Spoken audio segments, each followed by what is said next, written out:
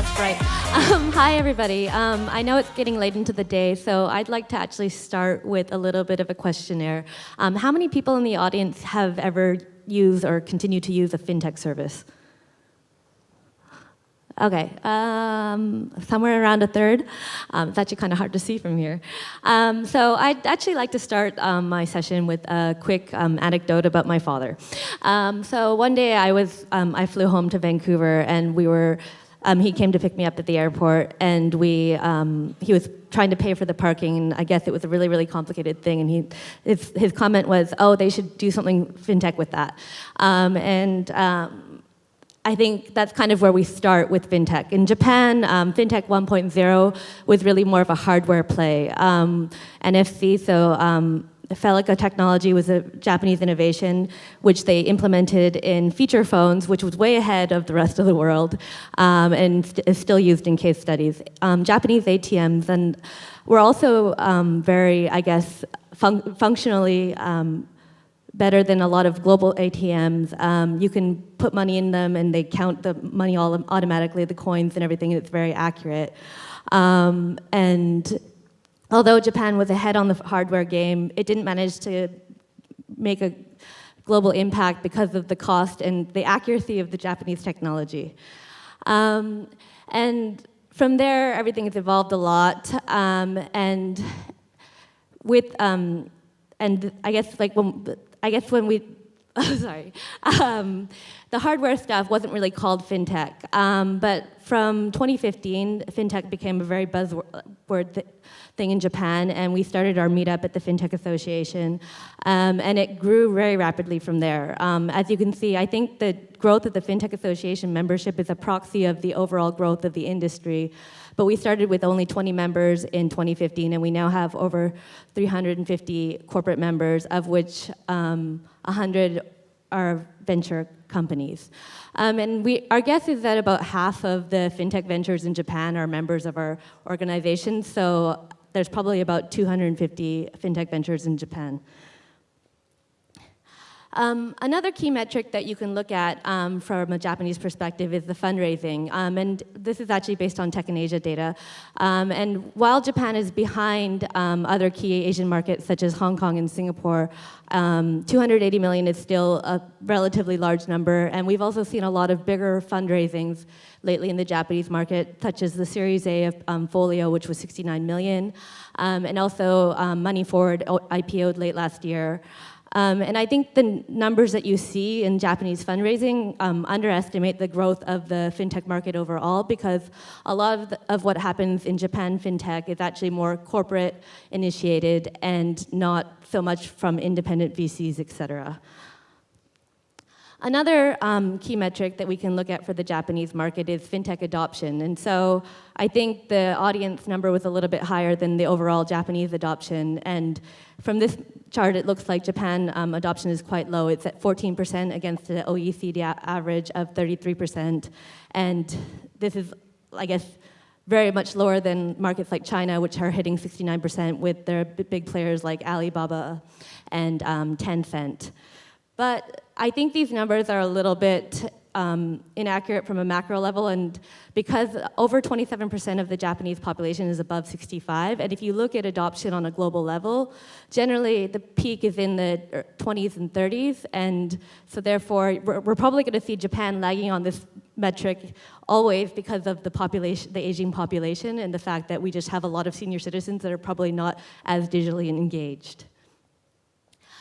So where are we in the fintech in Japan? I think in 2015, nobody had necessarily heard of the word, but from there it started getting into the news every day. There are global conferences about fintech and whatnot. And 2016 was really a year of action. We started seeing collaboration between fintechs and financial institutions and the regulators. And since last year, there's been a lot of growth, and now I think fintech has become a very normalized thing in the market. And I think a big difference in the Japanese fintech ecosystem versus a lot of global markets is that Japan, like in a lot of other markets, it started with an adversarial relationship between banks and fintechs as with the global financial crisis, a lot of people started disliking their banks, and there was a lot of distress given the amount of money that was lost, et cetera. Japan was obviously affected by the global financial crisis, but it wasn't nearly as bad, and people generally still trust their banks.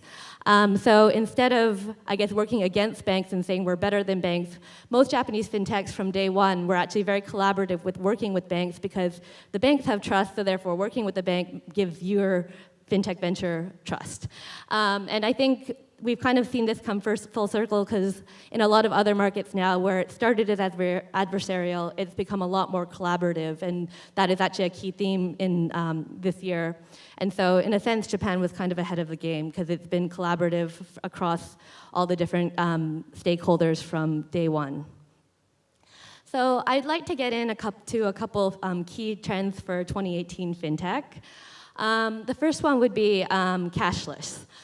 So Medi announced a cashless vision to get from a low percentage of cashless transactions of 18% to 40% as the target for 2027, so almost double, and to hit 80% eventually to meet like the same level as key global markets. Japan has obviously a long way to go on this, but there's been a cashless promotion council set up that has many key players in the large industries and startups and the government working together to work out standardized standards for QR codes and other digital payment types. Another key innovation that we're seeing is open banking. And so this is pretty much on trend with what's going on in Europe with PSD2 and Singapore. But the Japanese government has now mandated that banks should provide APIs to fintechs and other companies to be able to create a leveler playing field and offer consumers better services. I think there's about 20 banks currently that provide APIs publicly to players in the market, and the target of the FSA is around 80 banks, which would be a quite high ratio given how other markets are going currently. Finally, and this one comes with a question mark, is cryptocurrency and blockchain. We started the year off with a very strong interest globally in the Japanese cryptocurrency market, given that the Japanese regulators announced regulations for cryptocurrency exchanges, and the laws being clear, it made it a very attractive market.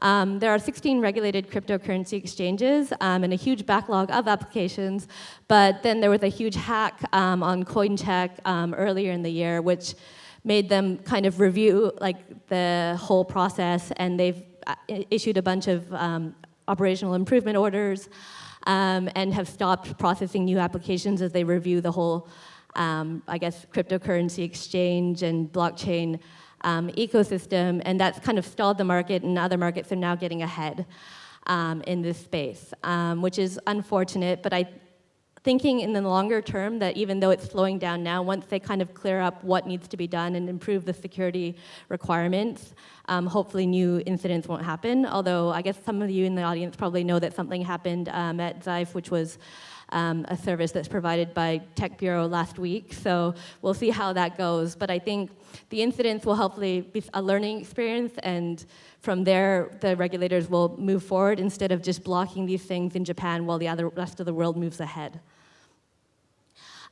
So I guess going forward, what are the risks and opportunities in the Japanese market? I think the aging population here is both a risk and an opportunity. It makes it difficult to grow a service at scale, because the target market can be, if you're targeting the younger people who are more tech savvy, it's a smaller market. But that being said, there's actually probably a lot of opportunities from that, because a lot of other markets are facing the same crisis going forward, where if you can come up with services that help with wealth transfer and supporting senior citizens and people with dementia, et cetera, potentially you could lead the market. So I'm hoping that there are some startups in that space that come up in the near future.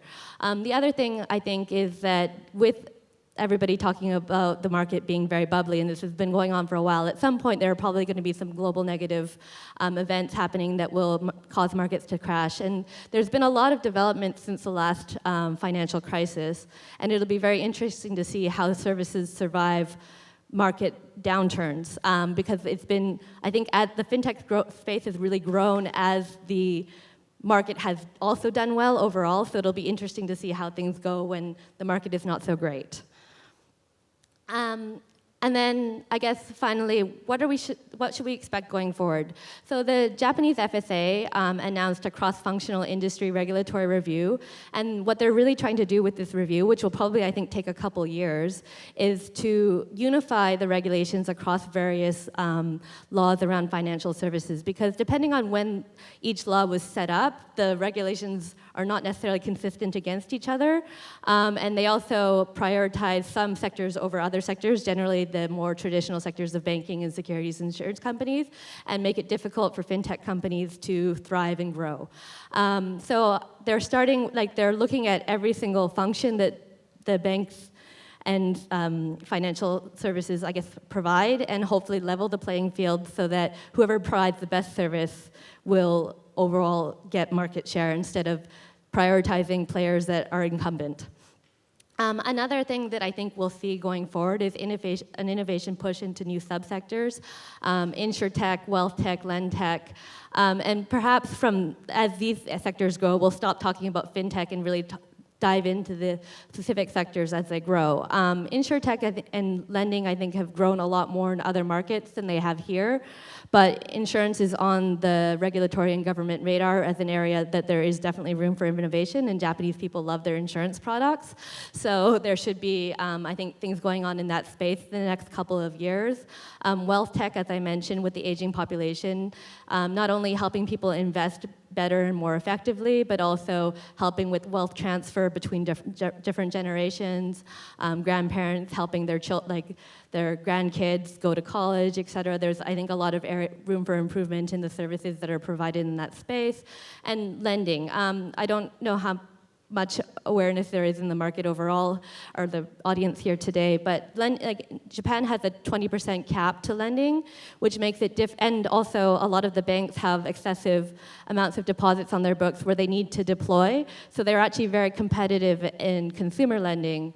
And on the SME and business lending side, a 20% cap, given the risk that SMBs can make it very difficult, but hopefully with this regulatory review, they'll find ways to allow for people to invest more effectively in lending towards new industries and whatnot.